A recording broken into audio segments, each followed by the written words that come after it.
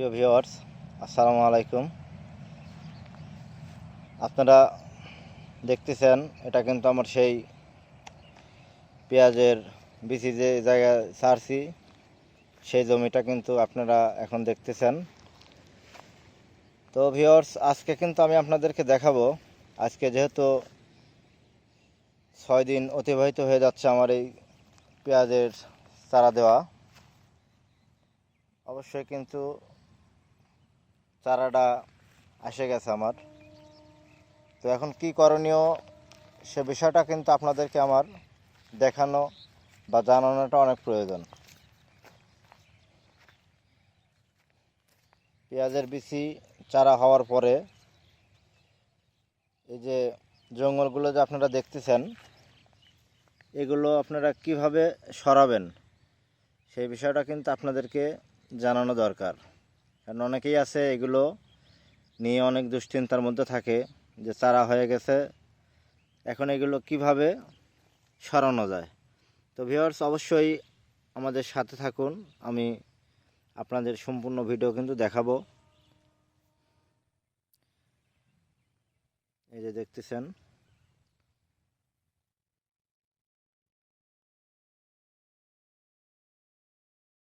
তো ভিউয়ার্স, আমি আপনাদেরকে এখন চারাগুলো দেখাই।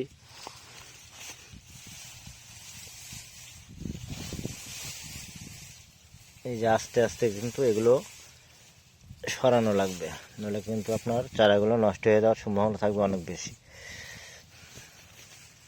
এই যে দেখেন, আমার চারা কিন্তু অনেক সুন্দর বাহির হচ্ছে, আর এখনও কিন্তু অনেক চারা বাহির হওয়া বাদ আছে। আশা করতেছি যে এগুলো আজকে বিকেলের মধ্যে বা রাতের মধ্যে বাইর হয়ে যাবে। সেক্ষেত্রে আপনি এখন এই খ্যারগুলো কিন্তু সরাই দিতে পারেন। সেক্ষেত্রে কিন্তু আপনার এই মাটিটা, এই যে দেখতেছেন কত সুন্দর নরম, দেখছেন, এটা কিন্তু আপনার শক্ত হবে না, 2-1 দিনের মধ্যে কিন্তু এটা শক্ত হবে না।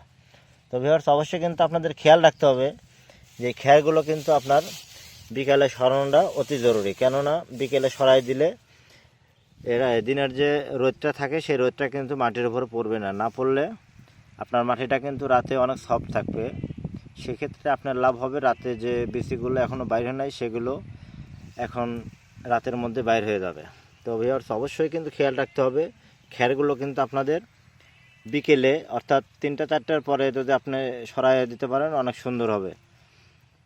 তো ভিউয়ার্স, আমাদের সাথেই থাকেন, বিকেলে আমি যখন খ্যারগুলো টান দেবো আপনাদেরকে অবশ্যই ভিডিওতে দেখাবো। আপনারা কিন্তু আমার পূর্ণ ভিডিওটা দেখবেন আশা করতেছি, আর শেখার জন্যে অবশ্যই আমাদের সাথে থাকুন। আর আপনাদের জানার কোনো কিছু থাকলে আমাকে কমেন্ট করুন।